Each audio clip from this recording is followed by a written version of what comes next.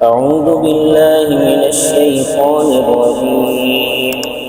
بسم الله الرحمن الرحيم. والوالدات يرضعن أولادهن حولين كاملين لمن أراد أن يتم الرضاعة وعلى المولود له رزقهن وكسوتهن بالمعروف لا تكلف نفس إلا وسعها لا تضار والدة بولدها ولا مولود له بولده وعلى الوارث مثل ذلك فإن أرادا فصالا عن تراض منهما وتشاور فلا جناح عليهما وإن أردتم أن تسترضعوا أولادكم فلا جناح عليكم إذا سلمتم ما آتيتم بالمعروف واتقوا الله واعلموا أن الله بما تعملون بصير. صدق اللہ العظیم. ان آیات سے ایک اور مسئلے کا حکم بیان ہو رہا ہے، اور وہ مسئلہ ہے کہ جس وقت عورت نکاح میں ہو تو بچے کو دودھ پلانا اس کے ذمے ہے، اور بغیر کسی اشد مجبوری کے عورت دودھ پلانے سے انکار نہیں کر سکتی. اگر انکار کرے گی تو عند اللہ مجرم ہوگی اور گنہگار ہوگی، کیونکہ بچے کی خوراک اللہ تعالیٰ نے عورت کے پستان میں پیدا کی ہے. تو اس واسطے جب وہ نکاح میں ہے تو دودھ پلانے کا خرچہ بھی خاوند سے طلب نہیں کر سکتی، کیونکہ اس عورت کو باقاعدہ رہائش خاوند نے دی ہوئی ہے. اس کو کھانے کا خرچہ بھی خاوند کے ذمے ہے، اس کے کپڑوں کا خرچہ بھی خاوند کے ذمے ہے، اور اس کے رہائش بھی خاوند کے ذمے ہے، اس کے کھانے پینے کا خرچ بھی خاوند کے ذمے ہے، اس کی لباس، اس کی بیماری، اس کی تندرستی، تمام چیزوں کا خرچ یہ خاوند کے ذمے ہے. تو اس لیے بچے کو دودھ پلانے کا خرچہ بھی نہیں مانگ سکتی. تو اللہ تعالیٰ فرماتے ہیں والوالدات، اور مائیں، یرضعن اولادہن، دودھ پلائیں اپنی اولاد کو حولین کاملین، مکمل 2 سال. لیکن یہ 2 سال کس کے لیے ہیں؟ لمن اراد ان یتم الرضاع، اس شخص کے لیے ہیں جو ارادہ کرے اس بات کا کہ وہ دودھ پلانے کی مدت پوری کرے. ابھی انہی آیات میں آگے آ رہا ہے کہ اگر ماں باپ دودھ پہلے چھڑانا چاہیں، 2 سال سے پہلے چھڑانا چاہیں تو اس کی بھی اجازت ہے، کیونکہ بعض بچے بڑے صحت مند ہوتے ہیں اور وہ سال، سوا سال، 1.5 سال میں سب کچھ کھانا پینا شروع کر دیتے ہیں، تو ان کے لیے 2 سال مکمل کرنے ضروری نہیں ہے. اور اگر بچہ ماں کے دودھ کے بغیر کچھ نہیں کھاتا پیتا تو پھر 2 سال مکمل کرنے ضروری ہے. لیکن یہ 2 سال آخری مدت ہے، 2 سال کے بعد دودھ پلانا جائز نہیں ہے. بعض عورتیں پیار اور محبت کی وجہ سے اپنے بچوں کو 2 سال کے بعد بھی دودھ پلاتی رہتی ہیں. یہ سخت گناہ کی بات ہے، کیونکہ جو حکم اللہ تعالیٰ نے دیا ہے وہ اٹل ہے.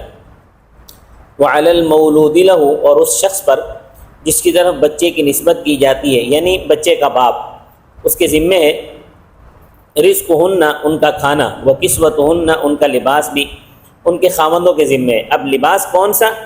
تو فرمایا بالمعروف، جو قاعدے کے مطابق ہو. وہ قاعدہ کیا ہے؟ قاعدے کے مطابق لباس ہو تو وہ قاعدہ کیا ہے؟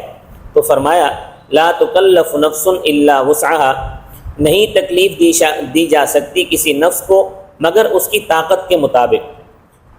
مطلب اگر خاوند امیر ہے تو عورت کو امیرانہ لباس پہنانا چاہیے. عورت کا لباس بھی امیرانہ ہوگا، اس کی رہائش، اس کا کھانا پینا، اس کا خرچ بھی امیرانہ ہوگا. لیکن اگر خاوند جو ہے وہ درمیانے درجے کا ہے تو پھر عورت کا لباس، اس کا کھانا، اس کا خرچہ، سب کچھ یہ درمیانے درجے کا ہوگا. لیکن اگر خاوند غریب ہے تو پھر عورت کا لباس بھی ایسا ہوگا جیسے غریبوں کا لباس ہوتا ہے، اس کے ذمے ہے، خاوند کے ذمے. اور اس کی رہائش بھی ایسی ہوگی جیسے کہ غریبوں کی رہائش ہوتی ہے. یعنی حکم کے اعتبار سے خرچہ اسی طرح ہوگا جس طرح کی شوہر کی حالت ہے. شوہر امیر ہے تو خرچہ امیرانہ ہوگا، شوہر متوسط درجے کا ہے تو خرچہ متوسط ہوگا، اگر شوہر غریب ہے تو خرچہ غریبانہ ہوگا۔ اور عقل کا تقاضا بھی یہی ہے، کیونکہ جب ایک آدمی غریب ہے تو وہ کہاں سے امیرانہ خرچہ لے کر آئے گا؟ تو فرمایا لا تضار والدۃ بولدها، نہ تکلیف دی جائے والدہ کو اس کے بچے کی وجہ سے۔ مثلا عورت بیمار ہے، اس کا دودھ اترتا ہی نہیں ہے، تو ایسا کرنا جائز نہیں ہے کہ مرد اس کو کہے کہ نہیں جی دودھ تو تو نے ہی پلانا ہے، جب اس کا دودھ ہی نہیں اتر رہا تو وہ کہاں سے پلائے گی؟ تو اس طرح عورت پر زبردستی کرنا جائز نہیں ہے، کیونکہ وہ تو بیمار ہے، لہذا بچے کی وجہ سے اس کو تکلیف نہ دی جائے۔ بسا اوقات ایسا بھی ہوتا ہے کہ عورتیں مختلف قسم کی چیزیں کھاتی ہیں جس کی وجہ سے ان کا دودھ بچے کی صحت کے لیے مضر ہوتا ہے۔ دیکھیں اللہ تبارک و تعالی نے کیسا نظام رکھا ہے کہ جو دودھ بچے کی صحت کے لیے مضر ہوتا ہے بچہ وہ دودھ خود نہیں پیتا، اللہ پاک نے اس کو یہ ہدایت دی ہوتی ہے بچے کو۔ بچہ پستان سے منہ لگاتا ہے اور فوراً اپنا منہ پستان سے ہٹا لیتا ہے، اس کو محسوس ہو جاتا ہے کہ یہ دودھ میرے لیے مضر ہے۔ تو اگر بچہ آپ پستان کو منہ نہیں لگا رہا اور وہ دودھ نہیں پی رہا تو اس صورت میں سب سے پہلے اپنے دودھ کا ٹیسٹ کروانا چاہیے۔ اگر ماں کا دودھ بچے کے لیے مضر ہے تو پھر دھکا شاہی نہ کرو، عورت کی خوراک بدلو، اس کا علاج کرو تاکہ دودھ کی خرابی دور ہو جائے۔ تو فرمایا کہ اگر عورت مجبور ہے اور دودھ نہیں پلا سکتی تو پھر اس کو مجبور نہ کیا جائے۔ ولا مولود لہ بولد، اور نہ باپ کو تکلیف دی جائے بچے کی وجہ سے۔ اس سے پہلے تو ماں کا تھا کہ بھئی ماں کو تکلیف نہ دی جائے بچے کی وجہ سے، اب باپ کو بھی تکلیف نہ دی جائے بچے کی وجہ سے۔ مثلا باپ کی تکلیف یہ ہے کہ عورت جو ہے وہ صحت مند ہے اور اس کے پاس دودھ بھی اس کی جو ہے وافر مقدار میں اس کے پستان میں، لیکن وہ کہتی ہے کہ میں نے دودھ نہیں پلانا، کیونکہ اگر میں بچے کو دودھ پلاؤں گی تو میرے پستان ڈھیلے پڑ جائیں گے، میرے حسن و جمال میں فرق آ جائے گا۔ تو ایسی عورتیں بھی ہوتی ہیں، تو اب وہ بیچارہ خاوند کیا کرے؟ اس لیے اس کی بھی اجازت نہیں ہے۔ تو فرمایا خاوند کو بھی بچے کے دودھ کی وجہ سے مجبور نہ کرو۔ طبی نقطہ نگاہ سے بھی اگر دیکھا جائے، جیسا کہ آج کل اس پر تحقیقات بھی ہو چکی ہیں، کہ اگر ایک صحت مند عورت جس کے پستان میں دودھ بھی وافر مقدار میں موجود ہے، اگر وہ بچے کو دودھ نہیں پلاتی تو ایسی عورت کو ٹی بی اور کینسر ہونے کا خطرہ بڑھ جاتا ہے۔ اور آج کل بھی جتنے تقریباً چھاتی کے کینسروں کے مریض ہیں ان کی تقریباً وجہ یہی ہے، 90% یہی وجہ ہے، باقی کوئی اور وجوہات ہو سکتی ہیں۔ دیکھیں یہ اللہ تبارک و تعالیٰ نے یہ ایک نظام بنایا ہے، اب جو آدمی اس نظام کو تبدیل کرنے کی کوشش کرے گا تو خرابی پیدا ہوگی۔ جب عورت صحت مند ہے تو دودھ کیوں نہیں پلاتی؟ یہ بے مقصد نخرے کر رہی ہے، تو اللہ تعالیٰ نے جو اس کی چھاتی میں دودھ پیدا فرمایا ہے یہ نکلے گا تو یہ تندرست رہے گی۔ آج کل عورتوں کو چھاتی کا کینسر بھی اسی وجہ سے۔ تو رب تعالیٰ کا نظام جیسا اس نے بنایا ہے اسی طرح رہنا چاہیے اور وہی اٹل ہے۔ وعلی الوارث مثل ذلک، اور وارث پر بھی اسی طرح خرچہ لازم ہے۔ وارث پر بھی اسی طرح خرچہ لازم ہے، مطلب یہ ہے کہ باپ فوت ہو چکا، بچہ پیدا ہوا اور باپ فوت ہو گیا، تو اب بچے کے دودھ کا کیا سلسلہ ہوگا؟ کہ عورت کے پاس تو خرچہ بھی کوئی نہیں ہے، باپ غریب آدمی تھا، اس کا انتقال ہو گیا، وہ کچھ چھوڑ کر بھی نہیں گیا، نہ بچے کے لیے نہ اپنے گھر کے لیے کچھ بھی وہ چھوڑ کر نہیں گیا، اور وارثوں کے لیے بھی اس کے پاس کچھ نہیں تھا۔ تو اب اس بچے کا خرچ کس کے ذمہ ہے؟ تو فرمایا کہ اس کا خرچ جو ہے ان کے ذمہ ہے جو شرعی وارث ہیں۔ شرعی وارث جو ہے وہ اس بچے کا خرچ اٹھائیں گے، ان کے ذمہ ہے کہ وہ اس کا خرچہ اٹھائیں۔ اور شرعی وارث کون ہے؟ ظاہر ہے جب اولاد نہیں ہے تو شرعی وارث بہن اور بھائی بنتے ہیں، بھائی اور بہن۔ وراثت میں بھائی کو دوہرا حصہ ملتا ہے اور بہن کو ایک حصہ ملتا ہے، چوتھا۔ تو بہن کو یعنی اس بچے کی جو پھوپھی ہے اس کے ذمہ اس کے حصے کا خرچہ واجب ہے، اور جو اس بچے کا چچا ہے اس کے ذمہ اس کے حصے کا خرچہ واجب ہے۔ یعنی جس نسبت سے ان کو وراثت ملنی تھی اسی نسبت سے ان پر خرچہ واجب ہوگا۔ مطلب یہ نہیں سمجھا جائے گا کہ اب بچے کے دودھ پلانے کے لیے، بچے کی ضروریات کے لیے وہ عورت مانگتی پھرے ادھر ادھر سے کہ میرے بچے کے اخراجات جو ہے وہ پورے نہیں ہو رہے تو دوسروں سے مانگنا وہ شروع کر دے۔ یہ نہیں ہے، بلکہ شریعت نے اس بچے کے خرچے کا ذمہ وارثوں کو دیا ہے اور وارثوں کے ذمہ لگایا ہے کہ وہ اس بچے کا خرچہ اٹھائیں۔ وَإِنْ أَرَادَ، بس اگر وہ میاں بیوی دونوں ارادہ کر لیں، فصالاً دودھ چھڑانے کا 2 سال سے پہلے، عن تراض منہما آپس کی رضامندی سے، یعنی دونوں اس پر راضی ہوں، وتشاور، اور دونوں کا مشورہ بھی ہے کہ اب اس بچے کا دودھ چھڑا دینا چاہیے۔ فلا جناح علیہما، تو ان دونوں پر کوئی گناہ نہیں ہے۔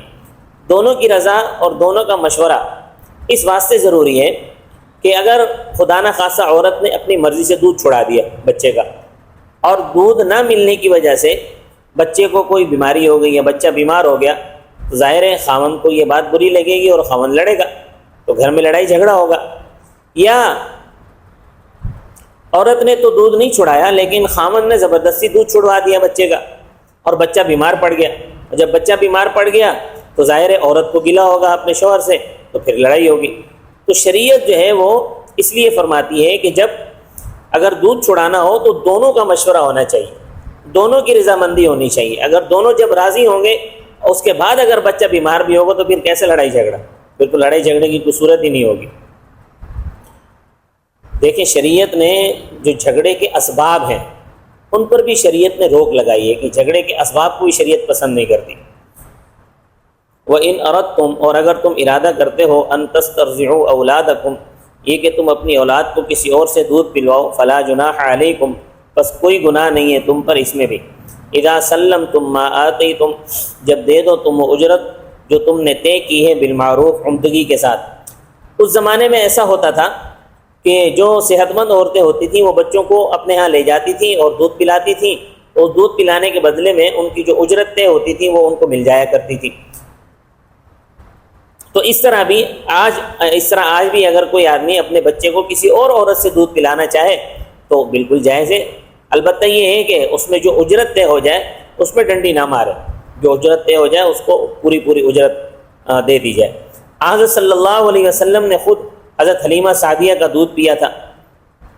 تو اگر تم یہ ارادہ کرتے ہو کہ بچے کی جو ماں ہے وہ ٹھیک نہیں ہے، وہ صحت مند نہیں ہے، اس کا دودھ صحیح نہیں ہے، تو کسی اور عورت سے جو صحت مند ہو اور اس کے چھاتیوں میں دودھ بھی ہو تو اس سے دودھ پلوانا چاہتے ہو تو بالکل اس کی اجازت ہے۔